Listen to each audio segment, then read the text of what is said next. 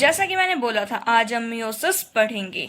जो मियोसिस होती है occurs only in the reproductive cell. जो हमारी बॉडी के अंदर रिप्रोडक्टिव सेल्स होती हैं मियोसिस ओनली उनमें occurs होती है। किसके अंदर? Of the organism.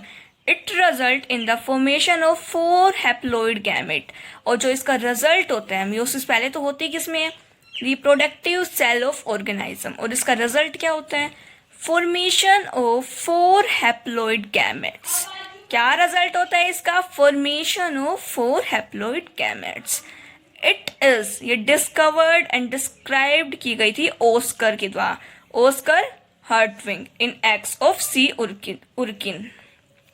किसके द्वारा डिस्कवर्ड एंड डिस्क्राइब की गई? Oscar Hertwig in egg of sea उर्किन्स।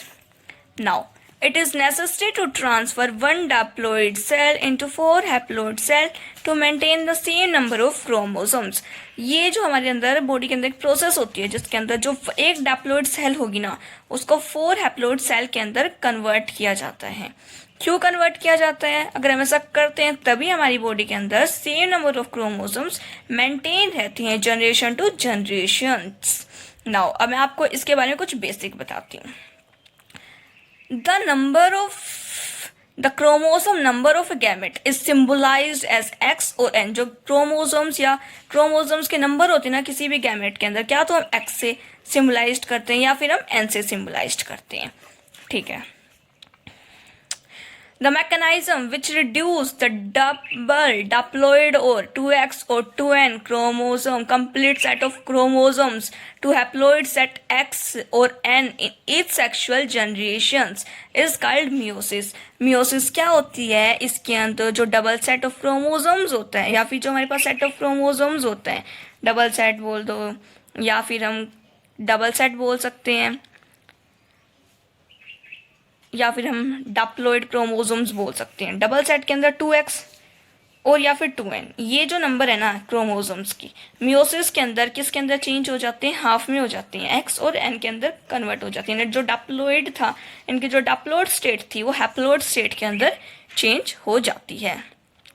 अब जो मियोसिस वर्ड है वो किसने कोनाइड किया? Meiosis word was coined by J.B. Farmer. J.B. Farmer and J.E. Moore in 1905 के अंदर। तो जो हमारा जो मियोसिस वर्ड है वो किसने कोनाइड किया? J.B. Farmer and J.E. मोरे इन 1905। जो हमारे पास प्लांट्स होते हैं उनके अंदर मियोसिस कब होती है? प्लांट्स के अंदर मियोसिस होती है स्पोर मदर सेल स्टेज के अंदर। नाउ जो मियोटिक और रिडक्शनल डिवीजन, जो मियोसिस है हम उसको मियोटिक और रिडक्शनल डिवीजन भी बोलते हैं। इस characterized feature of sexual reproducing organism, जो हमारे पास ये रिडक्शन डिवीजन होता है ना, ये कैरेक्टराइज्ड फीचर होता है किसके अंदर? सेक्सुअली रिप्रोड्यूसिंग ऑर्गेनिज्म के अंदर। वो ऑर्गेनिज्म जो सेक्सुअली रिप्रोड्यूस करते हैं उनके अंदर कैरेक्टराइज्ड फीचर होता है reductional division. Chromosome number get double at the time of fertilization. जो हमारे पास क्रोमोसोम नंबर होता है वो n से 2n हो जाता है at the time of fertilization and reduce to half before fertilization. और फर्टिलाइजेशन से पहले वो रिड्यूस होके हमारे पास 2x या 2n से n के अंदर हो जाता है, और जब फर्टिलाइजेशन का टाइम आता है तो वह n से 2n आ जाता है, और फर्टिलाइजेशन से पहले वो हमारे पास 2n से n में कन्वर्ट हो जाता है।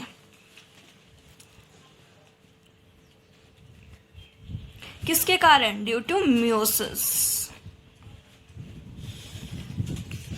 और मियोसिस क्यों होती है? ताकि नेचर जो है वो हमारे जो क्रोमोसोम नंबर है वो कांस्टेंट रख के इन द प्रोजेनिस। अब meiosis is less prevalent as compare to mitotic due to some suggested reason. जो मियोसिस है ना वो कम प्रीवेलेंट की गई है किसके कंपैरिजन में? माइटोसिस के कंपैरिजन में। नाउ अब मैं आपको मियोसिस के बारे में कुछ फैक्ट बताती हूँ। हमारे पास जो मियोसिस होती है,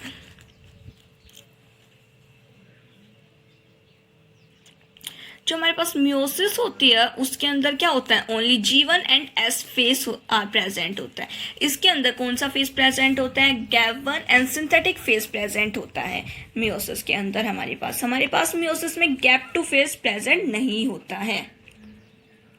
और जो हमारे पास S फेस होते हैं उसके अंदर हमारे पास DNA रेप्लिकेशन टेक प्लेस होती है। हमारे पास मियोसिस के अंदर G2 फेस यानी कि gap two phase is absent. DNA is not organized and chromosomes occur in monad form। DNA जो होता है ना हमारे पास, वो हमारे पास क्या नहीं होता, जो हमारे पास DNA होता है ना वो अच्छे से हमारा ऑर्गेनाइज्ड नहीं होता और क्रोमोसोम्स हमारे मोनाड फॉर्म में होते हैं। This become dyad only at the starting of the, जो हमारा पंचायतन स्टेज होता है उसके अंदर। मियोसिस के अंदर जो हमारा न्यूक्लियस है ना वो हमारा 2 बार डिवाइड करता है। साइटोप्लाज्म आल्सो डिवाइड ट्वाइस और in free cases it divide into 4 equal parts simultaneously. अब जो हमारे पास न्यूक्लियस 4 बार कैसे डिवाइड करेगा, हमारे पास एक तो होती है मियोसिस 1 और एक होती है हमारे पास मियोसिस 2। तो एक बार तो न्यूक्लियस मियोसिस 1 में डिवाइड करता है और साइटोप्लाज्म भी मियोसिस 1 में डिवाइड करता है, और एक बार जो हमारा न्यूक्लियस होता है वो हमारे पास मियोसिस 2 के अंदर डिवाइड करता है और हमारा साइटोप्लाज्म भी दोबारा से मियोसिस 2 के अंदर डिवाइड करता है। इस टाइप से जो हमारा न्यूक्लियस और हमारा जो साइटोप्लाज्म है वो हमारे पास मियोसिस की कंप्लीट प्रोसेस के अंदर 2 बार डिवाइड करते हैं। एक बार तो मियोसिस 1 में और एक बार हमारे पास किस में डिवाइड करते हैं, मियोसिस 2 में। तो नाउ अब हम पढ़ेंगे मियोसिस 1। तो मियोसिस 1 के कुछ पार्ट्स होते हैं, कुछ टाइप होते हैं। मियोसिस 1 हमारे पास 4 टाइप में के अंदर कन्वर्ट कर रखा है। पूरा मियोसिस 1 हमारे पास ये 4 टाइप है, इसके इन चारों के अंदर पूरा मियोसिस 1 हमारा कन्वर्ट है। Prophase 1, metaphase 1, anaphase 1, telophase 1। अब जो हमारे पास प्रोफेज 1 है ना, अब हम उसको पहले डिस्क्राइब करेंगे फिर हम आगे चलेंगे। प्रोफेज 1, जो हमारे पास प्रोफेज 1 है ना is further divide into 5 sub stages date and this phase is of longest duration. जो हमारे पास प्रो फेज होता है ना मियोसिस 1 का, वो सबसे ज़्यादा लॉन्गेस्ट ड्यूरेशन को होता है। सबसे ज़्यादा टाइम कौन लेता है हमारे पास मियोसिस 1 में, प्रो फेज 1। और जो हमारे पास हमारा जो प्रो फेज है ना वो 5 सब स्टेजेस के अंदर डिवाइड होता है। कौन सी वो, लेप्टोटीन, जाइगोटीन, पंचायतीन, डिप्लोटीन एंड डाइकाइनेज। कौन से स्टेजेस है वो हमारे पास 5, लेप्टोटीन, जाइगोटीन, पंचायतीन, डिप्लोटीन एंड डाइकाइनेज। तो ये था हमारे पास प्रोलेप्टोटीन स्टेज, यानी कि जो हमारे पास प्रोफेज से पहले आता है। अब हम लेप्टोटीन से शुरुआत करते हैं। अब मैं आपको लेप्टोटीन के बारे में बताऊंगी, जो कि प्रोफेज 1 का हमारे पास सबसे पहला सब स्टेज है। लेप्टोटीन के अंदर क्या होता है, दिस इज़ वेरी शॉर्ट सब स्टेज। जो हमारे पास प्रोफेज होता है ना उसके अंदर सबसे छोटा, जो सबसे कम टाइम लेता है ना, वो हमारे पास लेप्टोटीन होता है। इन दिस न्यूक्लियस इंक्रीज, जो हमारे पास न्यूक्लियस था ना वो साइज में इंक्रीज हो रहा है। जो the chromosomes appear to be long slender thread like structure. अब जो क्रोमोसोम्स है हमारे पास वो long slender thread like structure में अपीयर हो रहे हैं इन दिस स्टेज के अंदर। जो अमाउंट ऑफ DNA है सीन टू बी इंक्रीज। अब न्यूक्लियस साइज में बढ़ेगा तो उसके अंदर जो DNA होगा वो भी अमाउंट में बढ़ेगा। और जैसा कि आपको पता है जो क्रोमोसोम्स है वो अपीयर हो रहे हैं long slender thread like structure के अंदर इन दिस स्टेज। अब लेप्टोटीन के बाद हमारे पास कौन सा स्टेज आता है, लेप्टोटीन के बाद हमारे पास जाइगोटीन स्टेज आता है। नाउ अब हम जाइगोटीन के बारे में देखते हैं। चलो नाउ जाइगोटीन को देखने से पहले हम लेप्टोटीन का डायग्राम देखते हैं। ये देखो न्यूक्लियस जो आपको अपीयर हो रहा है, ये न्यूक्लियस साइज में इंक्रीज होना शुरू हो जाएगा। ये जो क्रोमोसोम्स थे हमारे पास थ्रेड लाइक स्ट्रक्चर में हमें दिखने लंबे देखो थ्रेड लाइक स्ट्रक्चर में हमारे पास शो हो रही हैं। अब हम जाइगोटीन पढ़ते हैं। At the initial stage the homologous chromosome start pairing due to attraction between homologous of a chromosome pair. जो हमारे पास होमोलोगस क्रोमोसोम्स होंगे उनके अंदर पेयरिंग शुरू हो जाएगी जाइगोटीन स्टेज के अंदर, क्योंकि इनके अंदर एक अट्रैक्शंस होंगी। क्रोमोसोम्स में जो होमोलोगस क्रोमोसोम होंगे उनके बीच अट्रैक्शन होगी और जिसके कारण पेयरिंग होगी, और क्रोमोसोम्स में पेयरिंग होगी उसको हम साइनेप्सिस बोलते हैं। यानी कि जाइगोटीन स्टेज के अंदर क्या होगा, हमारे पास साइनेप्सिस ऑक्योर होगा। इन 3 मैनर्स में। जो हमारे पास साइनेप्सिस है वो 3 मैनर्स में ऑकर्स होता है। किसके अंदर? जाइगोटीन के अंदर। Procentric, proterminal and random. 3 type से होगा, procentric, proterminal and random. In this stage only 0.3% chromosome replication take place. अब इसके अंदर पेयरिंग होती थी, साइनेप्सिस होती थी 3 टाइप से, लेकिन इस स्टेज के अंदर क्रोमोसोम्स रेप्लिकेशन भी होता है कितना? 0.3%। अब मैं जाइगोटीन के स्ट्रक्चर से जाइगोटीन को एक्सप्लेन करती हूँ। ये देख पा रहे हैं आप, जाइगोटीन का स्ट्रक्चर है। ये जो हमारे पास ये वाली, ये हमारी है सेल वॉल, ये हमारी सेल मेम्ब्रेन, ये हमारे पास न्यूक्लियस मेम्ब्रेन, ये हमारे पास न्यूक्लियोलस, न्यूक्लियस मेम्ब्रेन, न्यूक्लियोलस। ये पेयरिंग हो रही है क्रोमोसोम्स, ये होमोलोगस क्रोमोसोम्स है और इनके बीच पेयरिंग हो रही है। ये भी होमोलोगस क्रोमोसोम्स है और इनके बीच भी पेयरिंग हो रही है। ये हमारे पास जाइगोटीन का स्ट्रक्चर है। अब बारी है हमारे पंचायतीन सबस्टेज की। जो पंचायतीन सबस्टेज होता है ना, ये हमारे पास सबसे लॉन्ग ड्यूरेशन का सबस्टेज होता है। जैसे कि हमारे पास जो सबसे पहले हमारे पास कौन सा सबस्टेज था? हमारे पास लेप्टोटीन। लेप्टोटीन की तरह ही जो हमारा पंचायतीन है वो भी लॉन्ग ड्यूरेशन सबस्टेज होता है। Chromosomes have shortened and thickened 2 thread of a chromosomes. जो क्रोमोसोम होते हैं हमारे पास पहले वो लॉन्ग थे, अब वो ना हमारे पास शॉर्ट थ्रेड के रूप में आ जाएंगे। और जैसा कि जाइगोटीन में उनकी पेयरिंग हो चुकी थी, अब जो हमारे पास क्रोमोसोम्स हैं वो शॉर्ट हैं, ठीक है, अब थोड़े हमारे पास मोटे भी हो रखे हैं। वो shortened and thickened 2 threads of the chromosome now appear distinct and are known as chromatide। और इनको हम क्या बोलेंगे? ये हमारे पास एक क्रोमेटाइड होगा, ये हमारे पास दूसरे क्रोमेटाइड होगा। ये जो क्रोमेटाइड होते हैं ऐसे होते हैं हमारे पास, ये आपस में जुड़ के ऐसे हमारे पास क्रोमोसोम्स बनाती हैं। तो ये हमारे पास 2 क्रोमेटाइड हो गए और इन्होंने मिलके हमारे पास ये क्रोमोसोम बना दिया। तो क्रोमोसोम्स जो हैं वो हमारे पास पंचायतीन सबस्टेज में कैसे अपीयर होंगे? Short and thick and two threads of chromosomes now appear distinct and are known as chromatide। Here the chromosomes is a bivalent which is joined at centromere। अब ये जो chromosomes है ना, ये bivalent है और ये यहाँ पे एक centromere होता है, ये उस centromere से आपस में जुड़े हुए होते हैं।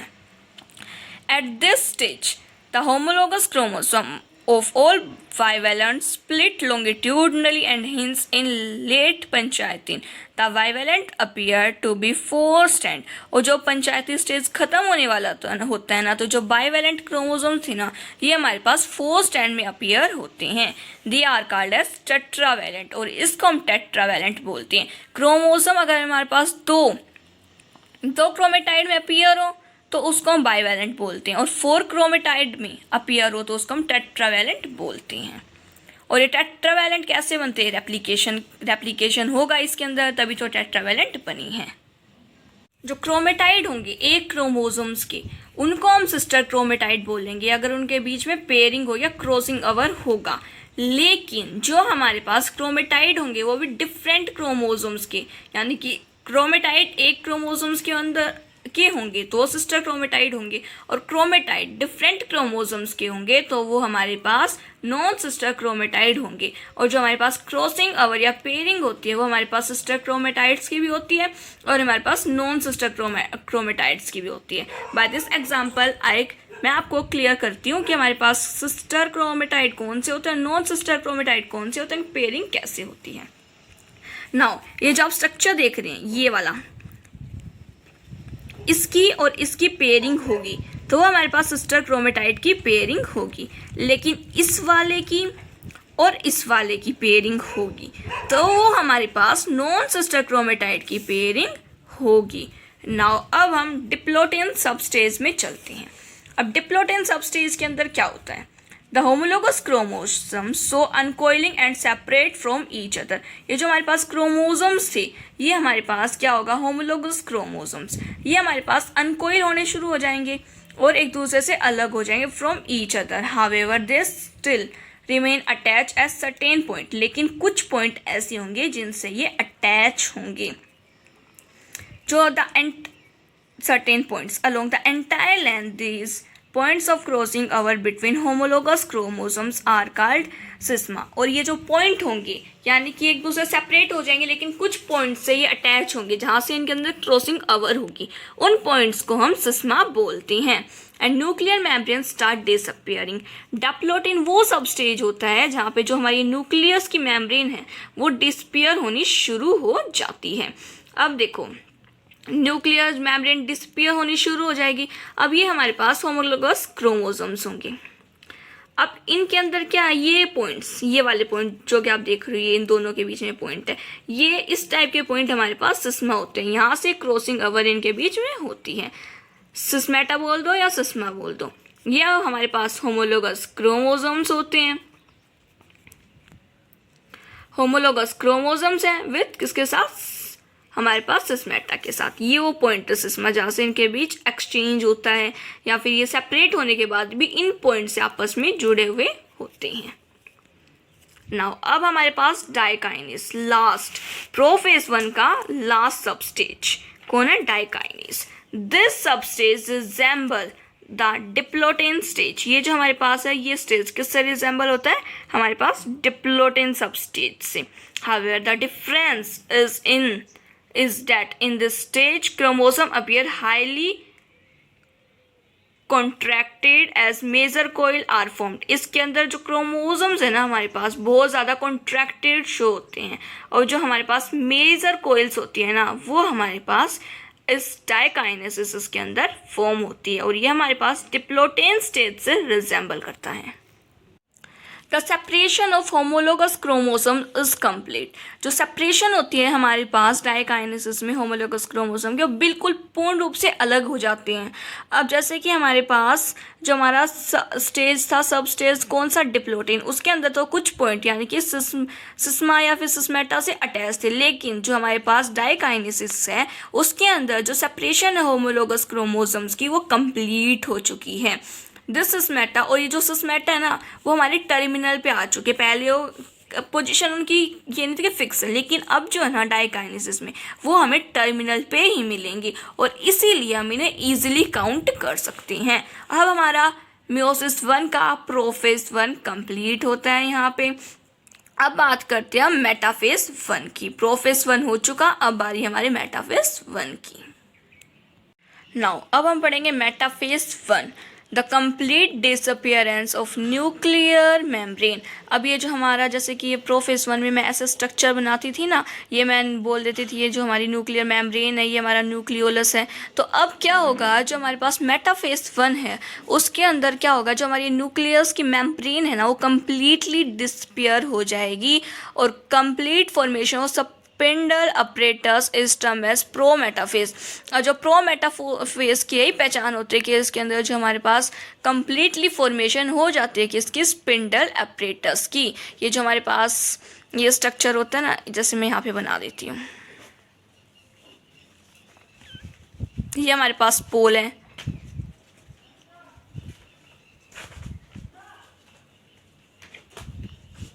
ये हमारी मान लो ये इक्वेटोरियल प्लेट है हमारी, इसके अंदर जो हमारे पास ये स्पिंडल्स हैं, स्पिंडल्स अपरेटस, इनकी कंप्लीट फॉर्मेशन हो चुकी है हमारे पास यहाँ पे। In this the chromosomes are very much condense, और जो क्रोमोसोम्स हैं आपस में बहुत ज़्यादा कंडेंस हैं। Each bivalent chromosomes is arrange इन, जो हमारे पास अब क्रोमोसोम्स कैसे अरेंज होंगे, हमारे पास क्रोमोसोम्स हमारे पास बाइवेलेंट अरेंज होंगे। Each bivalent chromosomes is arrange in such a manner that it's centromere is away from the equatorial plate. जो हमारे पास होना तो ऐसे चाहिए था ना, क्रोमोसोम जो है ना हमारे पास, ये जो हमारी इक्वेटोरियल प्लेट मानो ये है, इसके ऊपर हमारे सेंट्रोमियर के साथ अरेंज होने चाहिए थे, लेकिन जो सेंट्रोमियर है ना वो हमारी इस इक्वेटोरियल प्लेट से बहुत ज़्यादा अवे है। ये जो हमारा इक्वेटोरियल प्लेट के ऊपर तो हमारा सिस्मा पॉइंट है। सिस्मा पॉइंट कौन से थे, जहाँ से एक्सचेंज हो रहा था हमारे पास, तो अब जो है ना हमारे कौन से हमारे सेंट्रोमियर पॉइंट्स है ना वो इस इक्वेटोरियल प्लेट से अवे हैं। यहाँ पे जो हमारे खाली सिस्मा अटैच है, ये जैसे कि यहाँ पे कोई सिस्मा पॉइंट बन रहा था ऐसे करके, ये सिस्मा अटैच है। और जो हमारे सेंट्रोमियर्स है ना वो हमारे बहुत ज़्यादा अवे हैं, कहाँ से, इक्वेटोरियल प्लेट से। तो मेटाफेज 1 के अंदर क्या होता है, the complete disappearance of nuclear membrane, nucleus की जो मेम्ब्रेन होती है वो डिसअपीयर हो जाती है और स्पिंडल्स की फॉर्मेशन हो जाती है प्रोमेटाफेज के अंदर। In this the chromosomes are very much condense, जो क्रोमोसोम्स थे हमारे पास बहुत ज़्यादा कंडेंस थे। Each bivalent chromosomes is arrange in such a manner, जो हमारे पास बाइवेलेंट क्रोमोसोम थे वो इस तरह अरेंज थे कि जो सेंट्रोमियर थे वो इक्वेटोरियल प्लेट से बहुत ज़्यादा अवे थे और जो हमारे सिस्मा पॉइंट थे वो हमारे इक्वेटोरियल प्लेट के ऊपर प्रेजेंट थी। नाउ अब हम एनाफेज 1 के बाद एनाफेज 1 करेंगे। अब जो हमारे पास एनाफेज 1 है उसके अंदर क्या होता है, in anaphase 1 chromosomes of bivalent move toward opposite poles. जो हमारे पास क्रोमोसोम्स थे, मैं एक बार स्ट्रक्चर ड्रॉ करके बताती हूँ। एनाफेज 1 के अंदर क्या होता है, in anaphase 1 chromosomes of bivalent move toward opposite pole. जो क्रोमोसोम्स होते हैं हमारे पास बाइवेलेंट, वो हमारे पास अपोजिट पोल्स की तरफ मूव कर जाते हैं। किससे, अपोजिट पोल की तरफ मूव करते हैं, लेकिन किससे दूर चले जाते हैं, इक्वेटोरियल प्लेट से।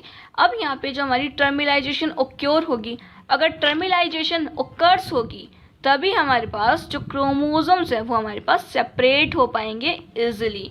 As terminalization is complete, the chromosome gets separate easily. अगर हमारे पास टर्मिलाइजेशन नहीं होगी तो हमारे पास जो क्रोमोसोम्स हैं वो हमारे पास सेपरेट नहीं हो पाएंगे।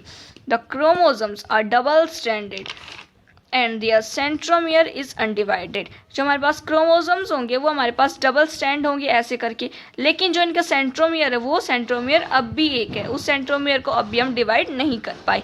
यानी कि जो हमारे पास क्रोमोसोम्स हैं वो डबल स्टैंड है and their centromeres is undivided when two chromatid of the chromosome reach the same pole. अब दो क्रोमेटाइड किसी भी क्रोमोसोम्स के अगर सेम पोल पे चले गई, then this type of division is termed as reductional division। तो उसको हम क्या बोलेंगे, reductional division बोलते हैं। अब मैंने क्या बताया इसके अंदर, टू क्रोमेटाइड ऑफ क्रोमोसोम्स, ये हमारे पास एक क्रोमोसोम्स है, ये इसका एक क्रोमेटाइड, ये इसका दो क्रोमेटाइड। अगर दोनों क्रोमेटाइड अगर सेम पोल पे चले जाते हैं, यानी कि रीच द सेम पोल, अगर सेम पोल पे चले जाती हैं तो ये कौन सा डिवीजन होगा, ये हमारे पास रिडक्शनल डिवीजन होगा। कौन सा डिवीजन होगा ये हमारे पास, ये हमारे पास रिडक्शनल डिवीजन होगा। Each pole possess a haploid set of chromosomes, और हर पोल हमें क्या देता है, haploid set of a chromosomes देता है। और जो क्रोमोसोम्स है उनका क्रोमोसोम्स का नंबर एनाफेज में यहाँ पे आके रिड्यूस हो जाता है, दस the chromosome number is reduce. Now अब हम टेलोफेज 1 कंप्लीट करेंगे। देन टेलोफेज 1 कंप्लीट होने के बाद हमारा मियोसिस 1 कंप्लीट हो जाएगा। यानी कि यहाँ पे टेलोफेज 1 कंप्लीट होने के बाद हमारा जो न्यूक्लियस था और जो हमारे साइटोप्लाज्म था वो हमारे पास क्या बोलते हैं कि हमारे पास न्यूक्लियस और साइटोप्लाज्म दो बार डिवाइड करते हैं। तो टेलोफेज 1 कंप्लीट होने के बाद हमारा जो न्यूक्लियस है वो हमारा एक बार डिवाइड कर चुका होगा। तो अब हम टेलोफेज 1 को शुरू करते हैं। When the chromosome reach the pole, process of uncoiling and hydration start. जब हमारे पास जो हमारे क्रोमोसोम्स होते हैं वो हमारे पोल्स पे पहुंच जाते हैं तो जो हमारे क्रोमोसोम्स है वो अनकोइल होना शुरू हो जाते हैं और इसके अंदर हमारी हाइड्रेशन की जो प्रोसेस होती है वो स्टार्ट हो जाती है इन द क्रोमोसोम्स में। Hydration start in the chromosomes, major coil disappear. जो हमारे पास हमारी मेजर कोइल जो होती है वो हमारे पास अपीयर हुई थी ना, वो हमारे पास डिसअपीयर हो जाएगी एंड जो माइनर कोइल्स थी बिकम वेरी डिस्टिंक्ट। हमारी जो माइनर कोइल्स थी ना वो डिस्टिंक्ट हो जाएगी। Two daughter nuclei with clear nuclear membrane. अब हमारे पास दो डॉटर न्यूक्लियाई बन जाएंगी, इनकी जो न्यूक्लियर मेम्ब्रेन है वो बहुत ज़्यादा क्लियर होगी और इनके अंदर क्या होगा, nucleoli is formed. Nuclear membrane clear होगी और हमारे पास जो न्यूक्लियाई है वो इनके अंदर फॉर्म हो जाएगी। The newly formed cell, contain reduced number of chromosome number। ये जो हमारे पास ये दो सेल बनी है इनके पास जो क्रोमोसोम नंबर है वो हमारे पास कितना होगा, वो हमारे पास 2n नहीं होगा, वो हमारे पास ओनली n होगा, यानी कि हमारे पास हाफ नंबर ऑफ क्रोमोसोम्स होगा। The newly form cell contain reduced number of chromosomes when first mitotic division which is complete। और यहाँ पे आने के बाद ये जो हमारे पास n नंबर ऑफ क्रोमोसोम्स हैं इन सेल्स के अंदर, यहाँ पे आने के बाद हमारे पास फर्स्ट माइटोटिक डिवीजन कंप्लीट हो जाएगा। After first telophase it may be followed by cytokinesis. अब हमारे पास साइटोकाइनेसिस की प्रोसेस होगी। साइटोकाइनेसिस के अंदर क्या होता है, साइटोप्लाज्म का डिवीजन, यानी कि सेल का डिवीजन होगा और क्या फॉर्म होंगी, forming a dyad. The division is termed as successive division. और ये जो डिवीजन होगा हमारे पास, ये हमारे पास सक्सेसिव डिवीजन होगा। But if cytokinesis is postpone, लेकिन यहाँ पे जो हमारे पास साइटोकाइनेसिस है ना उसको पोस्टपोन कर देंगे। लेकिन यहाँ पे मैंने क्या बताया, यहाँ टेलोफेज 1 तक ही है, यानी कि यहाँ पे साइटोकाइनेसिस होना तो चाहिए था, लेकिन यहाँ पे हमारे पास साइटोकाइनेसिस नहीं होगा, वो पोस्टपोन हो जाएगा। और कब होगा साइटोकाइनेसिस, जब हमारे पास सेकंड जो माइटोटिक डिवीजन है हमारा वो कंप्लीट हो जाएगा। सेकंड माइटोटिक डिवीजन कंप्लीट होने के बाद हमारे पास साइटोकाइनेसिस की प्रोसेस होगी और it is termed as simultaneous division. और हम इसको क्या बोलेंगे, simultaneous division. Now guys in second lecture मैं आपको मियोसिस 2 पढ़ाऊंगी। अगर आपको वीडियो पसंद आए तो शेयर, लाइक, सब्सक्राइब करना ना भूलिए।